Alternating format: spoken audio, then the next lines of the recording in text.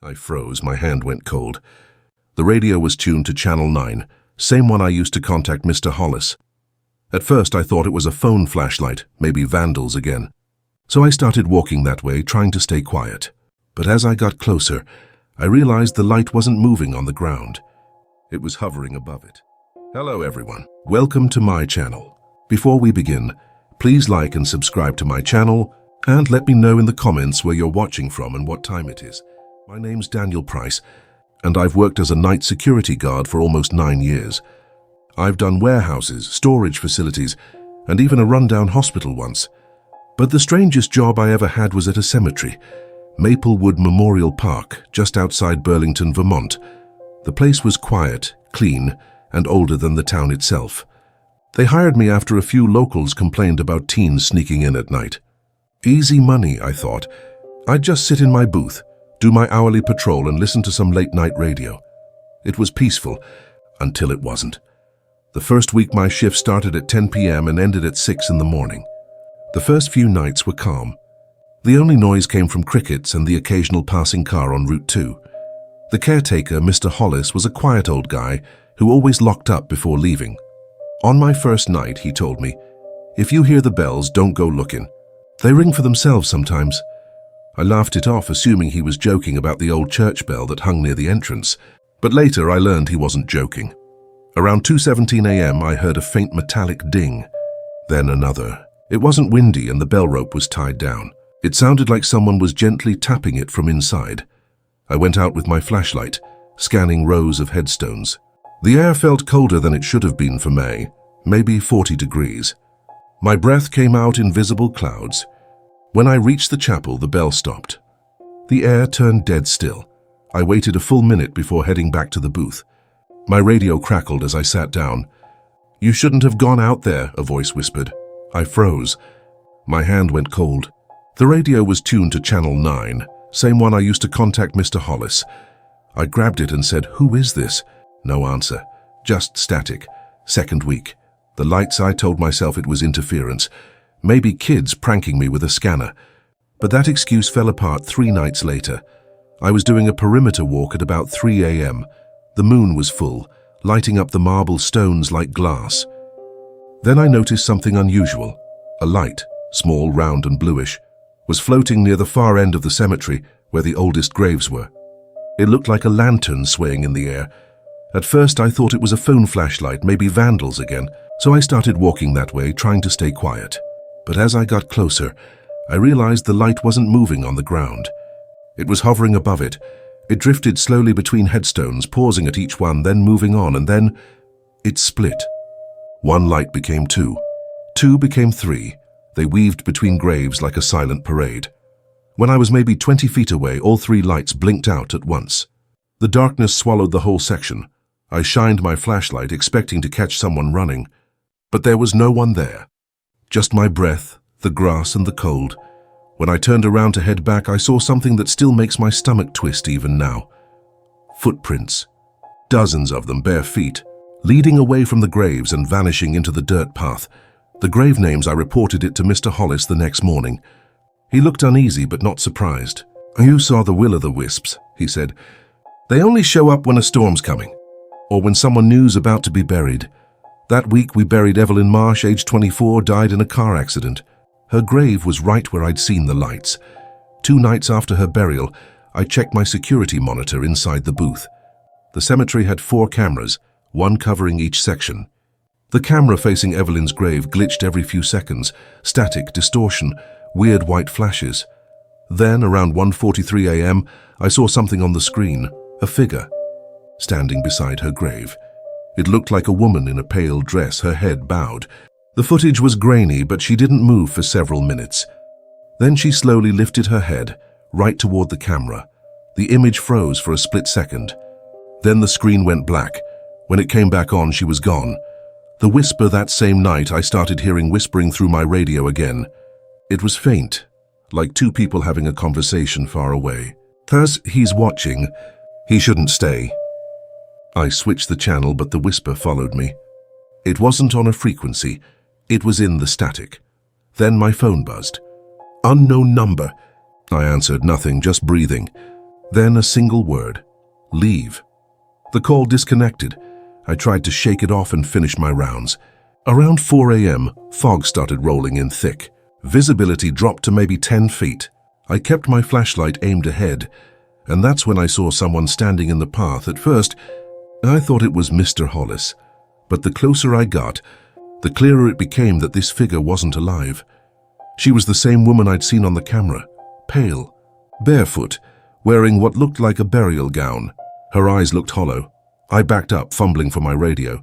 When I blinked, she was gone. The fog around me thinned and I was standing alone again. I didn't finish that patrol. I stayed in the booth till sunrise. The storm 2 nights later, a thunderstorm rolled through Burlington. Wind, rain, lightning, the works. Power went out for half an hour. I sat in the booth with only my flashlight and battery radio. At 2:30 a.m., my walkie crackled again. "Daniel, come outside." It was my own voice. Recorded, distorted, but definitely mine. The floodlights flickered on and off. I saw flashes of the cemetery outside and the chapel, the trees, and then something impossible. Dozens of those glowing blue lights were floating between the graves again, moving faster this time. They swirled and danced, all converging near the new section, Evelyn's section, and in the middle of them, something was standing, tall, shadowed, wrong. Every light flickered as it turned toward the booth. My flashlight died right then. For maybe 20 seconds, the whole place went black. I swear I could feel something brushing past the windows, circling me like wind with weight. Then, just as suddenly, the power came back. All the lights were gone. The rain stopped. And in the mud outside the booth were those same bare footprints, circling the building. Aftermath, I quit the next morning. Left my uniform and badge in the booth. Mr. Hollis didn't seem surprised when I told him I was done. He just nodded and said quietly, "Most don't last long. The dead get lonely here." A month later, I drove past Maplewood Memorial on my way to visit my brother. I almost didn't look, but something caught my eye. There was a new headstone near the front.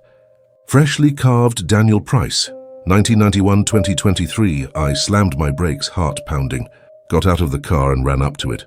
The dirt was soft. The flowers were fresh. And lying against the headstone was my old security badge epilogue. I don't know what happened that night in the storm, if I died or if something took my place. But every now and then I still dream about that cemetery. In my dreams, I'm back in the booth watching the monitors, and outside in the fog, the lights start to glow again, one by one, and I know it's time for another guard to take my place. Story number 2. The warehouse cameras, Cleveland, Ohio, told by security guard Travis Hale. I've worked security jobs all over Ohio, parking lots, construction sites, hospitals, but none of them ever rattled me like the warehouse on East 71st Street in Cleveland. It used to be an old shipping hub for a furniture company that went out of business back in the early 2000s. When a new logistics firm took over the property, they needed overnight security, and I needed the hours. The manager, Mike Reynolds, met me on my first night around 9:30 p.m. He was tall, gray-haired, with a voice like gravel. "Pretty simple gig," he told me. "Walk the floor every couple hours, keep an eye on the monitors, and make sure no one breaks in. Power's old, so if the lights flicker, don't panic. They always do that. Easy enough," I thought. I'd done worse. But there was something about that warehouse that felt off from the beginning. Maybe the silence, or the smell of dust and metal that never went away. First shift, the glitch. The warehouse was massive, 3 football fields long, stacked with pallets of boxes, steel shelves, and forklifts parked along the walls. My office was a small booth near the entrance, with 6 monitors connected to the security cameras. At 11:07 p.m., while sipping my coffee and scrolling through my phone, one of the screens flickered. Camera 3, a west aisle. I looked closer and saw movement, a shadow near one of the forklifts. It looked like someone walking between the racks. I grabbed my flashlight and went to check. The floor was cold under my boots, echoing with every step. I moved past stacks of boxed furniture and shrink-wrapped pallets, but no one was there. When I checked the spot, the air felt colder, like walking into an open freezer. I radioed in. "Control, this is Hale. Anyone else on site tonight?" Mike's voice crackled through. "Just you, buddy." "What's up?" "Thought I saw movement on camera 3.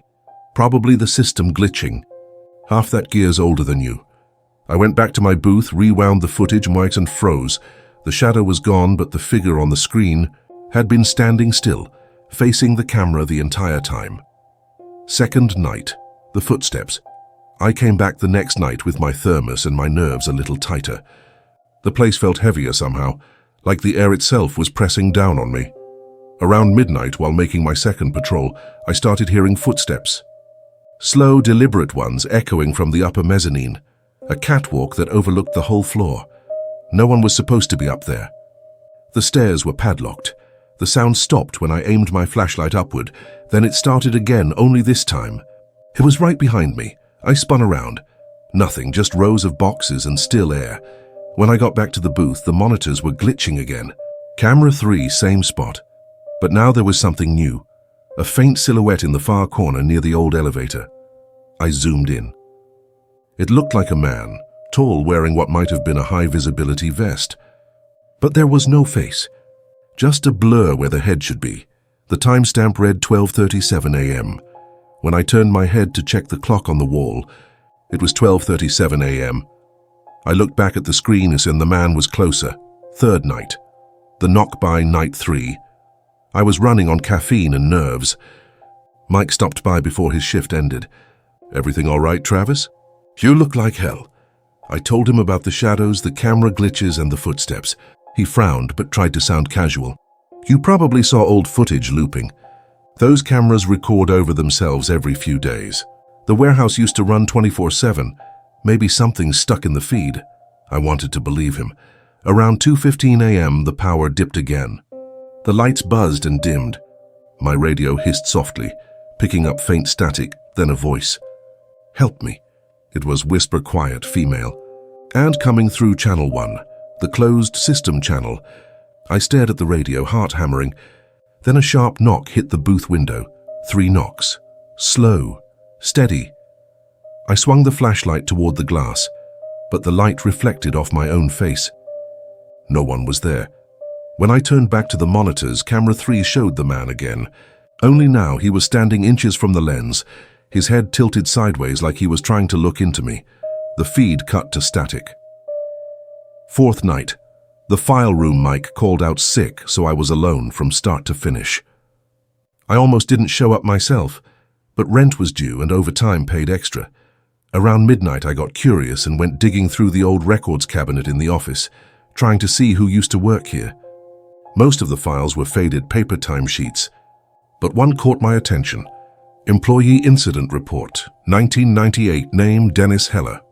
Position, night security status, deceased on site. The report said Dennis was found at the bottom of the freight elevator shaft after the morning shift. The elevator hadn't worked in years. The same one near camera 3, cause of death, blunt force trauma.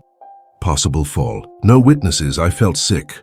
The paperwork mentioned they'd left some of his old equipment behind, uniform, badge, flashlight, in locker 27. I went to check. The locker room was cold and smelled of rust. Dust hung in the air like smoke. Locker 27 was halfway down the row. The padlock was open. Inside was a crumpled uniform, a flashlight, and a faded photo of a man standing in front of the loading dock. On the back, someone had written, "See you on camera 3. Fifth night. The elevator barely made it through the next shift. Every sound felt amplified, every creak in the rafters, every flicker of light. Around 1 a.m. I heard the elevator bell. That was impossible. The thing hadn't worked in 20 years. The sound came again, ding, ting, echoing through the warehouse. I followed it, flashlight shaking in my hand. When I reached the shaft, the gate was open and the elevator car was sitting there on the ground floor. The light inside flickered dim yellow. I leaned in, shining my beam inside. The dust on the floor looked disturbed, like footprints had been pacing back and forth. Then the elevator started to rise. Slowly, grinding and squealing, it lifted itself even though the power was off. I stepped back, radio in hand, calling out, "Control, are you seeing this?" Static. Then a whisper, "Come up here." I bolted back to the booth. Every monitor was flashing now, showing the same man, Dennis, walking through different aisles, moving closer to the camera each time. Then all 6 screens switched to one feed, the elevator shaft, and on it, Clear as day was me, there standing at the bottom, looking up. The final night I didn't plan to go back. But Mike called, said they needed me one last shift before they replaced the wiring. I almost said no, but something in me needed to know the truth. When I arrived, the whole building felt wrong, too quiet. My booth smelled like ozone. The cameras were already on, and camera 3, as always, was showing something moving in the dark. I zoomed in. The man was there again. Same vest, same posture, but this time he wasn't facing the camera. He was facing a figure standing across from him. I watched myself on the screen, walking toward the figure, flashlight trembling, but I wasn't moving. I was sitting right there in the booth staring at the monitor. Then my radio hissed again. We all fall down. Every screen went black. The lights cut out, and from deep in the warehouse I heard the elevator grind to life. Aftermath. They found me the next morning, unconscious near the entrance. The booth door was wide open, and the elevator had been running all night, cycling up and down on its own. The maintenance team swore the power had been shut off. When I woke up in the hospital, Mike visited. He looked pale, holding something wrapped in a towel. "They found this in your locker," he said, handing it to me. It was a uniform name tag, D. Heller, caked in grime. I told him to throw it away. He didn't. A few weeks later, the company shut the warehouse down again after a fire started in the elevator room. No one was hurt, but the security footage survived. One frame from 2:17 a.m.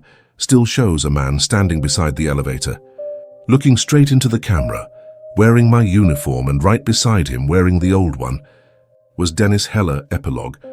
Sometimes when I close my eyes, I still see that flicker, like a bad feed in my head. I'll catch myself staring at reflections too long, half expecting to see movement that isn't mine. They say cameras never lie. But I learned something that year in Cleveland. Some things don't want to be seen, and others can only exist when they're being watched. Story number 3, the abandoned mall, Tucson, Arizona, told by security guard Chris Walker. I used to think empty buildings were peaceful. Then I worked at Silver Ridge Mall, just off Grant Road in Tucson, Arizona, a place so dead it felt like the air itself had forgotten how to move. Back in the early 2000s, it was a thriving spot. 5 anchor stores, 2 floors, a food court and a movie theater. But after the recession and a few mysterious accidents, every major tenant pulled out. For over a decade, the mall sat empty. Then in 2021, a developer bought the property with plans to renovate and reopen it. That's when they brought in security. That's when they brought in me first shift. Quiet as the desert, I'd done night patrols before, but this one felt different from the start. The place was massive, echoing, dusty, and half-lit by motion sensors that flickered whenever I walked by. My first night was quiet. Too quiet. The hum of the fluorescent lights was the only thing keeping me company. The radio was dead most of the night. My only contact was Sam, another guard stationed at the loading dock. He was an older guy, graybeard, always chewing sunflower seeds. Around 2 a.m., he radioed in. "Are you seeing movement on camera 5, Chris?" I glanced at my tablet feed. Camera 5 pointed down the west corridor near the old J.C. Penney. "Yeah, looks like static," I said. "Nah, look closer." "Someone's walking." I squinted, and sure enough, there was a shadowy figure at the far end of the corridor, moving slow like it was limping. "Could be a squatter," I said, already heading that way. But when I got there, the hall was empty. The air smelled of dust and old carpet. My flashlight beam cut across shuttered stores and old kiosks. Then I saw footprints in the dust. Small, bare feet, leading into the old children's play area. When I followed them, they stopped right in front of one of those coin-operated kiddie rides, shaped like a horse. The kind that rocks when you drop a quarter in. It was gently moving. I hadn't touched it. And when it stopped, I swear I heard something breathe right behind me. Second shift, the mannequins the next night. I asked Sam if anyone else worked there before us. He laughed. "Used to be a full crew here years ago. None of them lasted more than a week." That didn't comfort me much. Around midnight, I was patrolling the second floor near an old clothing store called Styletown. The mannequins were still inside. Men, women, kids, all dressed in faded jeans and blank expressions. When my flashlight passed over them, I noticed one was facing the wrong direction. It was turned toward the door, toward me. I brushed it off, thinking maybe wind or a prank from the contractors. But when I started walking, something creaked behind me. I turned back. The mannequin was closer. It was maybe 2 feet from the glass now, its hand pressed against the inside. I froze. Then I noticed something even worse. There was condensation on the glass, from the inside, like something breathing against it. Third shift, the food court. By my third night, I was on edge. My manager, Evelyn, told me to log every incident, but not to spook the team. Easy for her to say, and she wasn't there when the mall came alive after dark. Around 3 a.m., I stopped in the food court to eat my sandwich. The place still had old signs from the 2000s, Sparrow, Panda Express, even a hot dog on a stick. Most were boarded up. I sat near the center fountain, which had long been drained, its tiles cracked and dusty. Then I heard footsteps. Not just one set, several, running. They echoed from the corridor leading to the movie theater. I grabbed my flashlight and headed that way. Heart hammering. The air grew colder with every step. When I reached the entrance, I saw movement inside. Flickers of light like a movie playing, but the power was off. I peeked through the doors. The projection screen was glowing faintly white, like something was being shown. Then shapes appeared, people walking, sitting, laughing. I recognized one of them. It was me, sitting in the booth by the fountain. Then the lights shut off, and everything went black. Fourth shift. The basement access, Evelyn texted me the next day. Need you to check the lower maintenance tunnels tonight. Contractors said they heard voices. Maintenance tunnels, great. They were narrow concrete corridors under the mall, running between electrical rooms and old maintenance closets. Around 1 a.m., I unlocked the access door near the old Macy's. The air down there was stale and damp, the kind that clings to your throat. My flashlight flickered the whole way. Halfway through, I found an old door marked Service Corridor 3A, authorized personnel only. The lock was broken.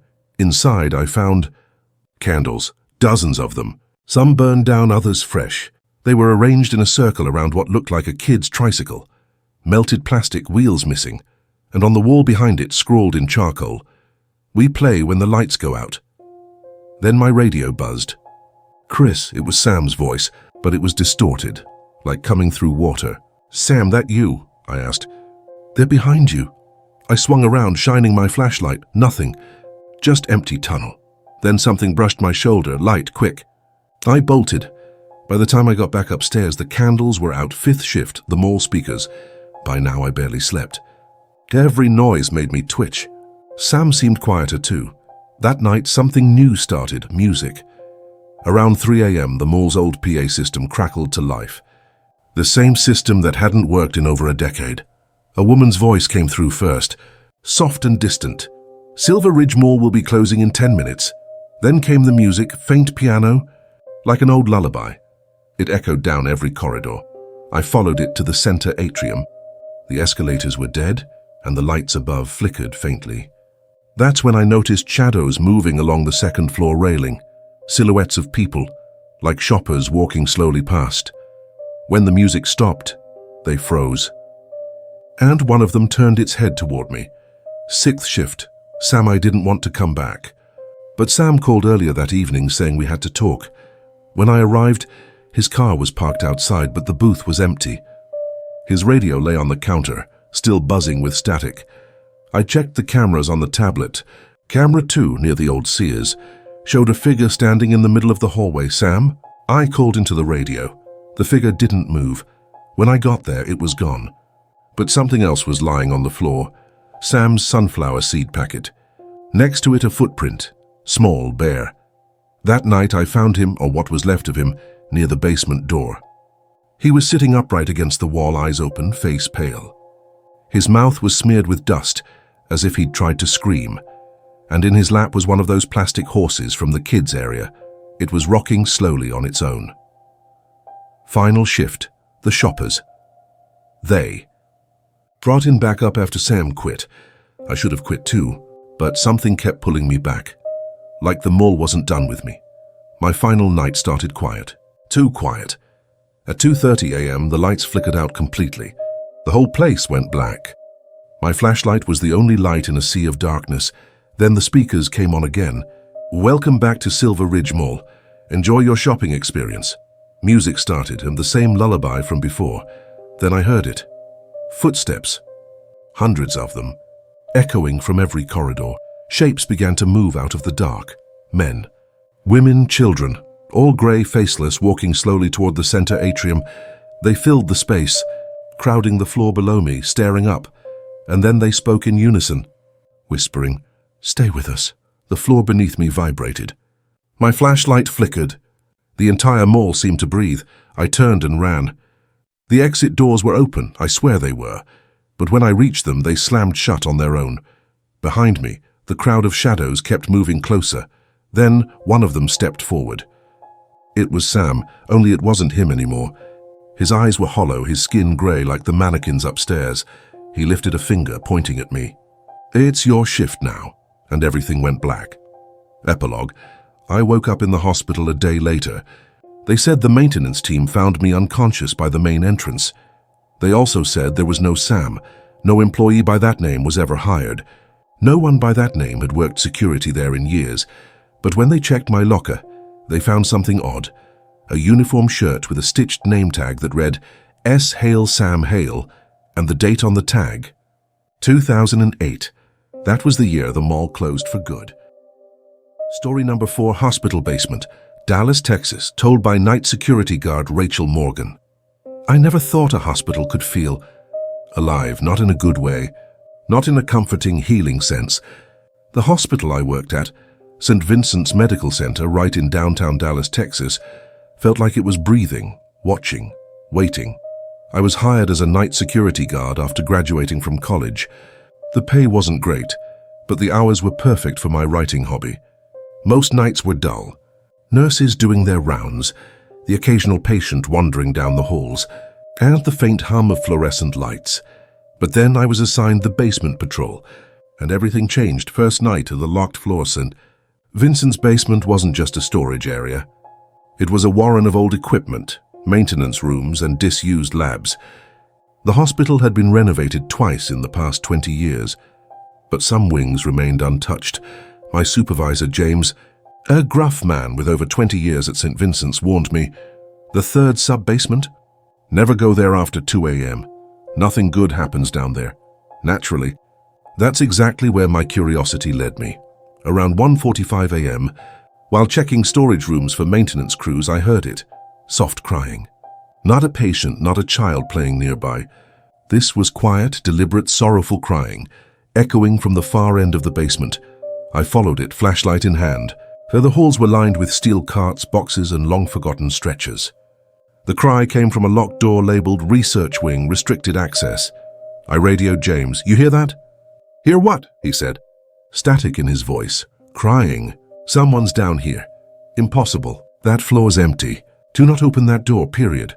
Of course I opened it. Inside was darkness so thick it felt solid.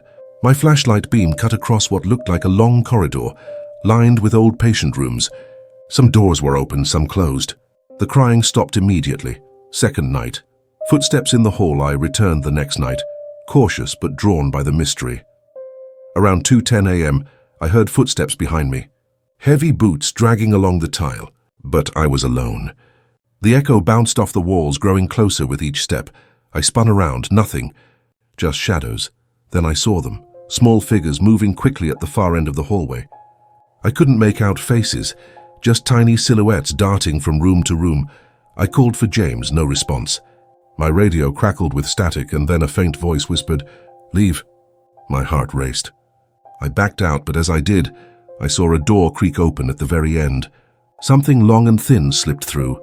And then I heard the whisper again, this time directly behind me. "You shouldn't be here." I bolted upstairs. Third night in the locked ward. By the third night, I was exhausted. But something about that basement called me back. I decided to check the sealed ward, room B13. It had been locked since 1997 after a mysterious patient death.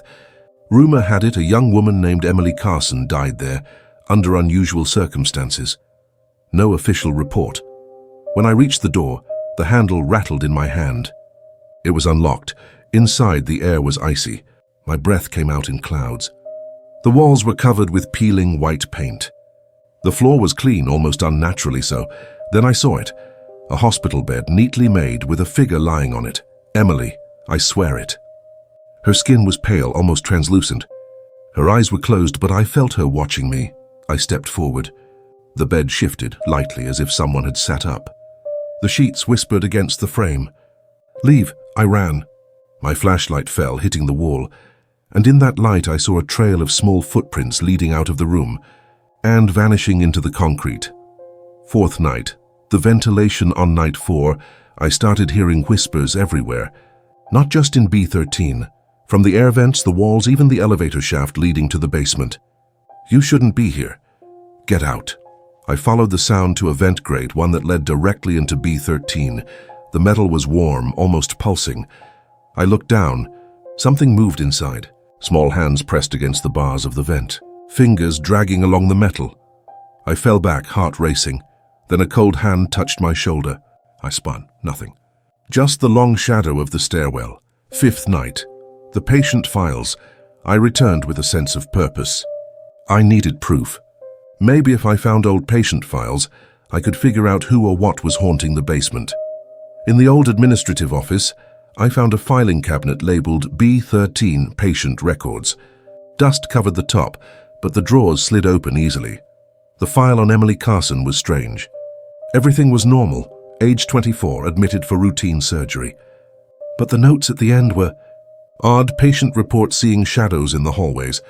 Staff deny anything unusual. Patient found dead in bed 3B, cause unknown. Staff note, unexplained cold draft. Death coincides with night security shift. I looked at the last line twice. Night security shift, I realized. These deaths always happened on my shift. Sixth night. The crying returns. I should have quit. I should have called it in. But curiosity and disbelief kept me coming back. At 1:50 a.m. I entered the basement again. The crying started, low, sorrowful, echoing off the steel doors. This time I followed it to the boiler room. Inside the sound was deafening, almost like a crowd crying in unison.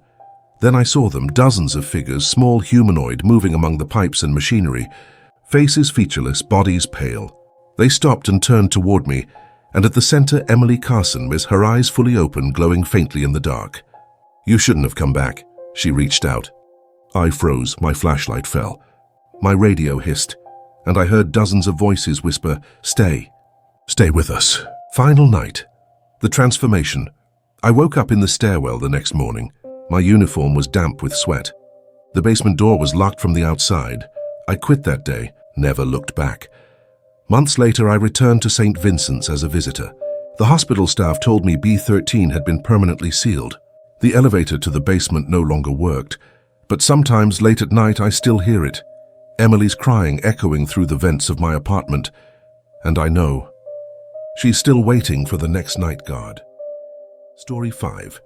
After hours at the museum, Chicago, Illinois, told by night security guard Alex Bennett, I never liked museums. Don't get me wrong, I appreciate history and art, but there's something about being alone in one at night that feels wrong. The shadows stretch in ways they shouldn't, and every echo makes you question if the building itself is breathing. I was hired by Chicago History Museum near North Clark Street to cover the night shift. The pay was decent, the building was beautiful, and the thought of quiet nights surrounded by history sounded peaceful at first. I quickly learned that peace isn't what museums offer after dark. First night, the exhibit that moved. First night was typical. I walked the perimeter, checked doors, and monitored the cameras in the security office. The museum had hundreds of cameras, but one particular exhibit always caught my eye. An ancient Native American artifact display near the East Wing. Around midnight, I walked past the display. Something felt off. The spear, yes, an old ceremonial spear mounted on the wall, seemed tilted slightly, angled toward me. I shrugged. Probably shifted during cleaning. I straightened it and moved on. 5 minutes later, I passed the same display. The spear was angled differently again, now pointing directly at the door I had just come through. I froze. Probably just shadows, I muttered to myself. Second night, whispers in the halls by night 2. I had noticed something strange, faint whispers echoing through the hallways. I walked slowly, flashlight in hand, listening carefully. The whispers were not human, or at least not anyone speaking English. I checked the empty halls, the dark exhibit rooms, even the atrium. Nothing. No one. Then I saw movement. One of the mannequin figures in a Victorian-era display was gone from its pedestal. I double-checked the surrounding area. The mannequin wasn't hiding behind anything. I watched the security monitor later. Nothing. No footage captured its disappearance. Third night, the security footage. I decided to watch the camera feeds all night. Around 2:15 a.m., I noticed something unusual on camera 12, the dinosaur skeleton exhibit. The skeleton of a Tyrannosaurus Rex, standing tall in the dark. One seemed to lean slightly as if bowing. At first I thought it was a glitch, but the skeleton's head was tilted toward the camera. Then, very slowly, its jaw opened. I rubbed my eyes. Nothing. When I went to inspect in person, the skeleton was normal, still, silent, lifeless. But when I turned to leave, I caught movement in the corner of the room. A figure, cloaked in shadow, darted behind a display. Fourth night. The clock strikes. By the fourth night, I was on edge. Every sound echoed too loudly. Every flicker of light made me tense. Around 1:50 a.m., the museum's massive grandfather clock in the main hall struck 1. But something was wrong. The strike sounded wrong. Slower, heavier, like it was counting down. As the final chime faded, I noticed a shadow move across the hall. It wasn't walking. It was sliding, almost floating. I aimed my flashlight. The shadow froze. Then, in a blink, it vanished. Fifth night. The painting. I patrolled the museum alone again. I had started noticing one thing. Some paintings seemed different. Not the subject, but the details. A painting of a young girl in a garden had her gaze following me. At first, it was just a feeling. Then, when I returned the next night, her hand, painted on the canvas, was slightly raised as if waving. I checked the other paintings. Same thing. The next night, they all moved subtly. Her finger lifted here, a head turned there. Sixth night, the voices. By now, I could no longer deny it. Something in the museum was alive after hours. Around 2:30 a.m., I heard voices, distant, almost like children playing. I followed the sound to the main hall. There, in the dark, figures were moving between the exhibits. Pale, thin, translucent. They weren't human, yet they wore clothes from various eras. Colonial dresses, 1920 suits, even armor. One figure turned toward me. Its eyes were hollow. "You shouldn't be here," it whispered. I bolted to the security office. My radio crackled. My own voice came through, calling, "Stay with us." Final night. The museum alive. I came back one last night to collect my things. The museum was quiet. At first, then the whispers started. Then the shadows. Then the figures, dozens of them, moving freely. The skeletons leaned. The paintings twisted. The mannequins stared. I ran through the halls trying to find the exit. Every door I reached slammed shut before I could open it. The exhibit seemed to shift, guiding me deeper inside. Finally, I reached the atrium. Hundreds of shadowy figures surrounded me, their hollow eyes fixed on me. "Join us," they said, in unison. The last thing I remember was being lifted off my feet, slowly, impossibly, as if the museum itself was swallowing me. Epilogue. I woke up outside the museum, morning light streaming in. My uniform was torn, dust-covered and damp. Staff told me the building's cameras had been down all night. No evidence of anything unusual. But sometimes when I drive past the museum at night, I see the shadows in the windows. They seem to move. And if I stare long enough, I swear one of them is waving. I don't work there anymore, but I sometimes wake up in the middle of the night, hearing faint whispers, "Come back. Join us." Story number 6. The construction site, Jacksonville, Florida, told by night security guard Marcus Lewis. Construction sites are supposed to be loud, chaotic, dangerous. But at night, empty, silent, and abandoned. They're something else entirely. I worked as a night security guard for a commercial construction company in Jacksonville, Florida. The site was a high-rise condo building, half-finished, skeletal steel beams, exposed concrete floors, scaffolding that creaked in the slightest breeze. The previous guard quit after 2 weeks, claiming something moved on the 7th floor. That was my first warning. I didn't take it seriously. First night. The elevator shaft. My first shift started at 10 p.m. The site was dark, moonlight glinting off steel beams. My patrol was routine. Check the fences, inspect the storage containers, make sure no one trespassed. Around midnight, I heard a metallic scraping noise. From above, I followed it to the elevator shaft, an open pit that went from ground level to the top unfinished floor. I shined my flashlight down. Nothing, just darkness. Then I heard it again, scraping, climbing noises, faint but distinct, like someone was scaling the walls of the shaft.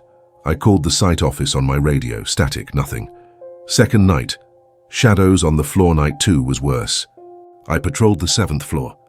That's where the building had the most scaffolding and exposed beams. I noticed something strange, shadows moving along the far wall. The moonlight wasn't strong enough to cast them. Then I saw a figure at the edge of a steel beam staring down at me. I could barely make out a man in a hard hat, motionless. "Hello!" I called out, no response. I approached slowly. The figure didn't move. When I got closer, it vanished. No footsteps, no evidence it was ever there. Third night, the drilling sounds by the third night.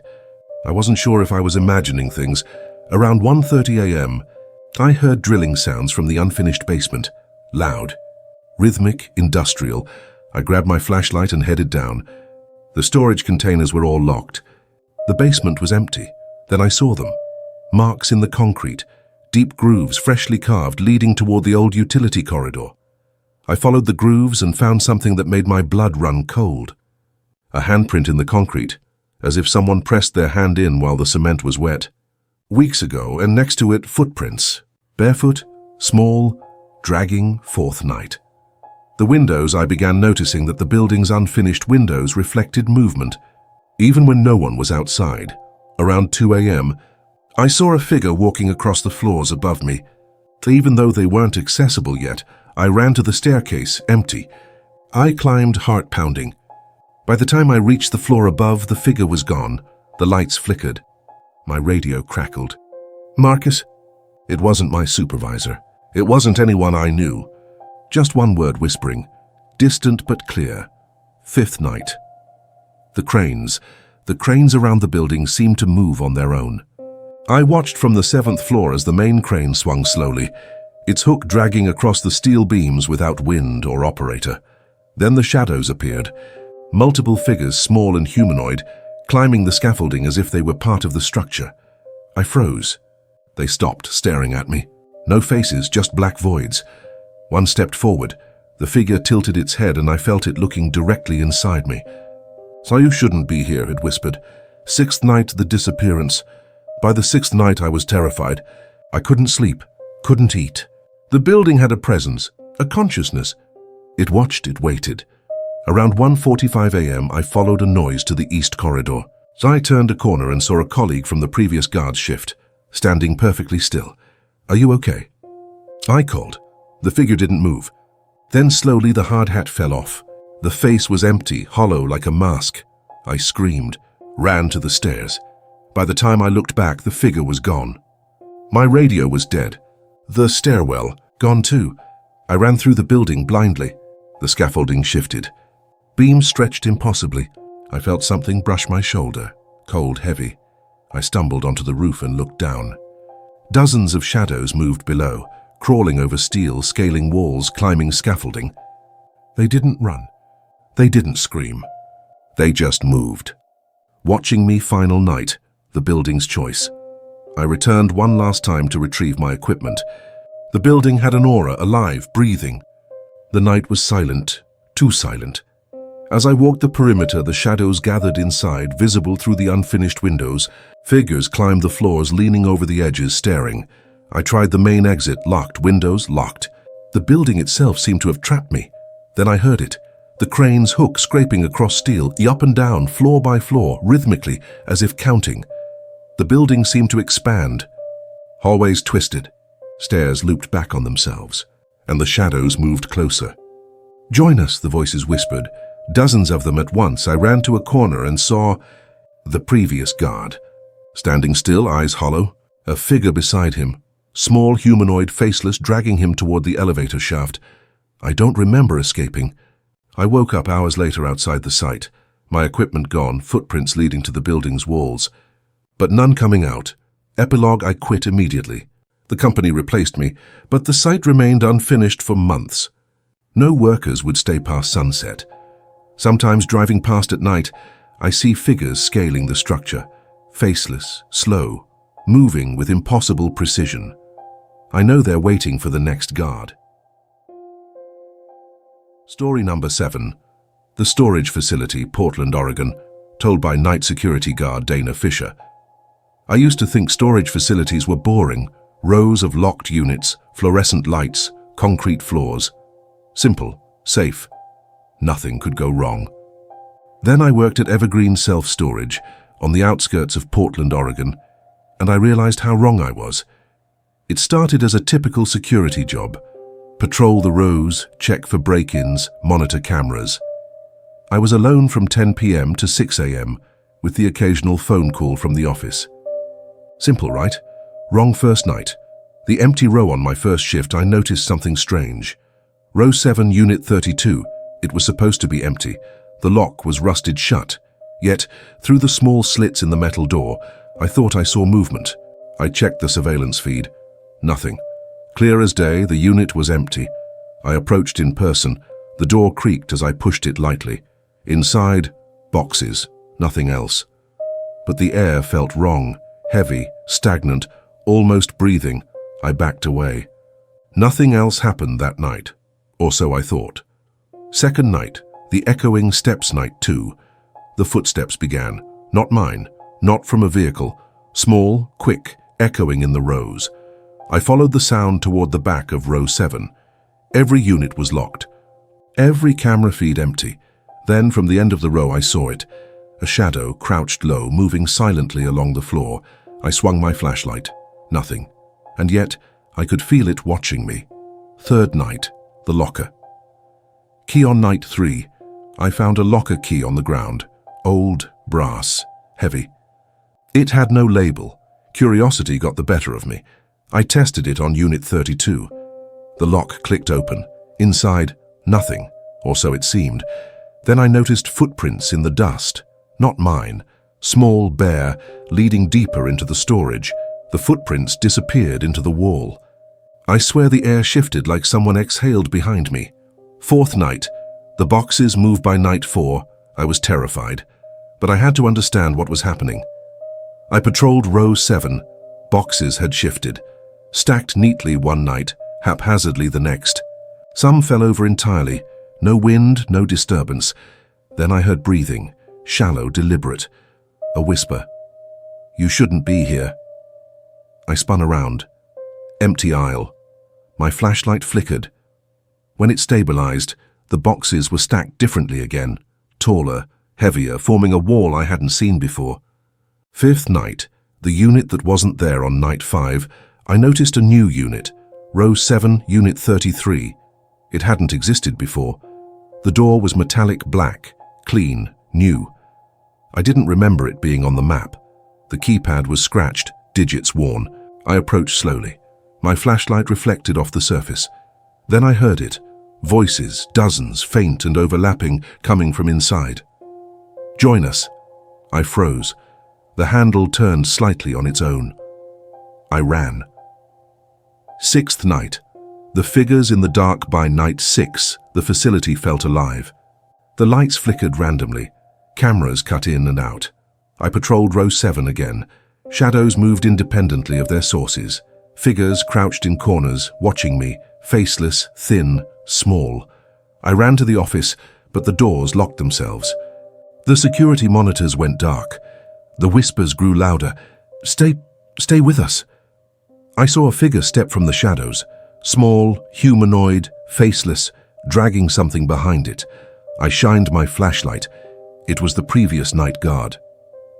Hollow eyes, pale skin, motionless final night. The trap I should have quit. But I went back one last time to collect my things. The facility had changed. The rows were endless, twisting. Units appeared where they shouldn't. The shadows were everywhere. I reached row 7, Unit 33. The door opened on its own. Inside, darkness thicker than air, almost solid. A voice whispered, "It's your shift now." Before I could react, something cold and heavy grabbed me, pulling me inside. The door slammed shut. I fought, screamed, nothing. Epilogue. I woke up outside the facility hours later. My uniform was torn, my flashlight shattered, no one came to check on me. Cameras recorded nothing. The next morning, the staff found the previous night guard missing and a new locker key on the floor. Mine.